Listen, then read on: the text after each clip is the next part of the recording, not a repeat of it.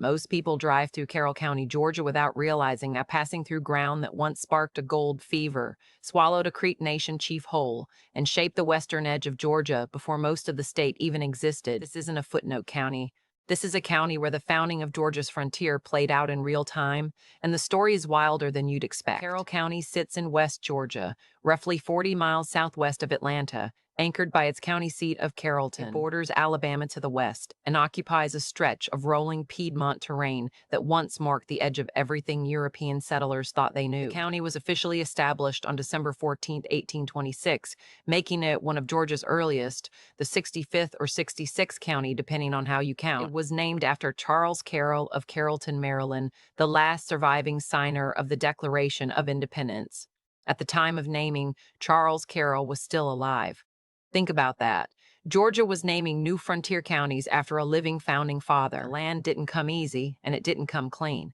Before a single settler broke ground, this territory belonged to the Creek Nation. In 1825, Creek Chief William McIntosh, half Scottish, half Muskogee, and one of the most powerful men in the Southeast, signed the Treaty of Indian Springs, ceding millions of acres to the state of Georgia. The problem was that he did it without the consent of the Creek National Council.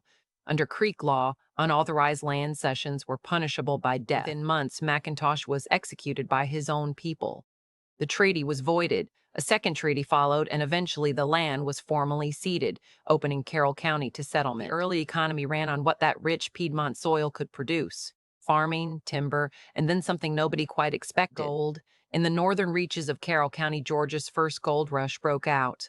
Before the famous Stalinaga strikes in the North Georgia mountains grabbed national headlines, Carroll County's northern lands were already drawing prospectors. Settlers flooded in, chasing deposits that had been sitting in that red Georgia clay for millennia. It fundamentally changed the pace of development here. What might have been a slow agricultural frontier became a destination. Towns organized faster. Land changed hands faster, and the county's original boundaries, which stretched all the way to the Chattahoochee River and the Alabama state line, were enormous, a territory so large it was eventually carved up into parts of what became Douglas, Haralson, Heard, and Troup counties. That original footprint tells you something about the ambition baked into Carroll County from the start. Then came the Civil War. At Whitesburg, along the Chattahoochee, a man named Horace King had built Moore's Bridge, a remarkable structure that stood as a testament to craftsmanship on the Georgia frontier. Union soldiers burned it. Carroll County sent the Bowdoin Volunteers and the Carroll Boys into Cobb's Legion.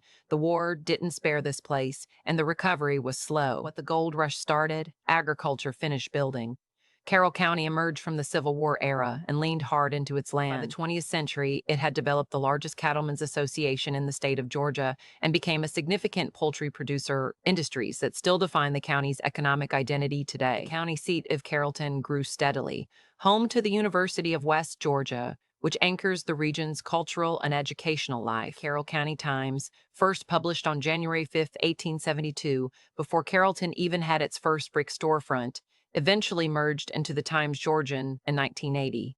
A continuous thread of local record-keeping spanning more than a century. The land that McIntosh signed away, his plantation along the Chattahoochee, is now preserved as McIntosh Reserve, a county-maintained historic site where you can walk the same ground where one of the 19th century's most consequential political betrayals played out. Carroll County, Georgia today is home to roughly 119,000 people.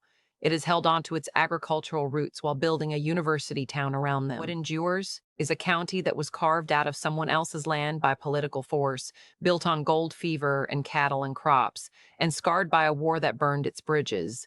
Literally. The image that stays with you is McIntosh Reserve, a quiet park along a river on land that cost a man his life to give away.